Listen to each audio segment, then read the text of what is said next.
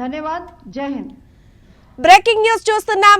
పాకిస్తాన్ తన దుందుడుగు చర్యలను కొనసాగిస్తూ భారత సరిహద్దుల్లో రెచ్చగొట్టే దాడులకు తెగబడుతోంది। గురువారం రాత్రి ఏకంగా 24 ప్రాంతాల్లో ఫైటర్ జెట్లతో దాడులకు ప్రయత్నించింది పాక్। ముఖ్యంగా శ్రీనగర్, అవంతిపుర, ఉధంపూర్ వైమానిక స్థావరాలను లక్ష్యంగా చేసుకుని పాకిస్తాన్ విమానాలు చొచ్చుకురావడానికి ప్రయత్నించాయని భారత సైన్యం వెల్లడించింది। ఈ మేరకు కల్నల్ సోఫియా ఖురేషీ తాజాగా వివరాలు వెల్లడించారు। పాకిస్తాన్ భారత సరిహద్దుల వెంబడి భారీ స్థాయిలో దాడులు చేస్తోందని ఆమె తెలిపారు। అయితే భారత సైన్యం వారి చర్యలను అంతే సమర్థవంతంగా తిప్పికొడుతోందని ఆమె ధీమా వ్యక్తం చేశారు।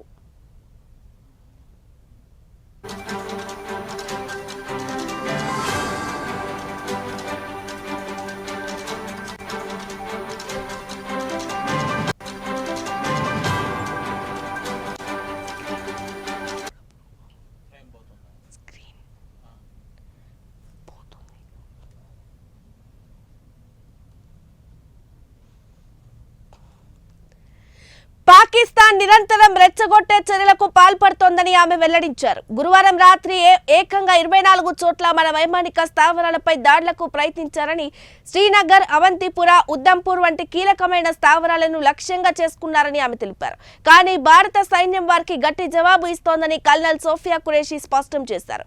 అంతేకాకుండా పాకిస్తాన్ ఎయిర్ బేస్ల పైన భారత్ ప్రతిదాడులు చేసిందని, భారత్ పూర్తి సంయమనంతో వ్యవహరిస్తోందన్నారు। ప్రతిదాడుల్లో భాగంగా బాలిస్టిక్ క్షిపణులను వాడుతున్నామని, S-400 ధ్వంసం చేస్తామంటూ పాక్ తప్పుడు ప్రచారం చేసిందని సోఫియా ఖురేషీ పేర్కొన్నారు।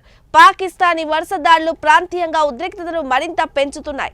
అయితే భారత సైన్యం అప్రమత్తంగా ఉంటూ శత్రువుల ప్రతి ప్రయత్నాన్ని విఫలం చేస్తోంది। కల్నల్ సోఫియా ఖురేషీ మాటలను బట్టి చూస్తే భారత రక్షణ వ్యవస్థలు పూర్తి స్థాయిలో సిద్ధంగా ఉన్నాయని స్పష్టమవుతోంది। పాకిస్తానీ దుస్సాహసాలను తగిన మూల్యం చెల్లించక తప్పదని ఆమె హెచ్చరించారు।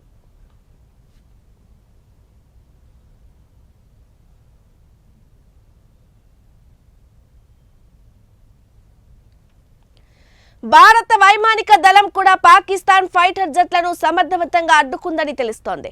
ఎటువంటి ప్రాణ నష్టం లేదా ఆస్తి నష్టం జరగకుండా భారత సైన్యం చురుగ్గా వ్యవహరిస్తోంది। సరిహద్దులో నెలకొన్న ఈ ఉద్రిక్త పరిస్థితుల నేపథ్యంలో భారత ప్రభుత్వం అప్రమత్తంగా ఉంటూ తగిన చర్యలు తీసుకుంటుంది। ప్రజలు కూడా శాంతంగా ఉండాలని, అధికారిక సమాచారంపై మాత్రమే ఆధారపడాలని అధికారులు సూచిస్తున్నారు।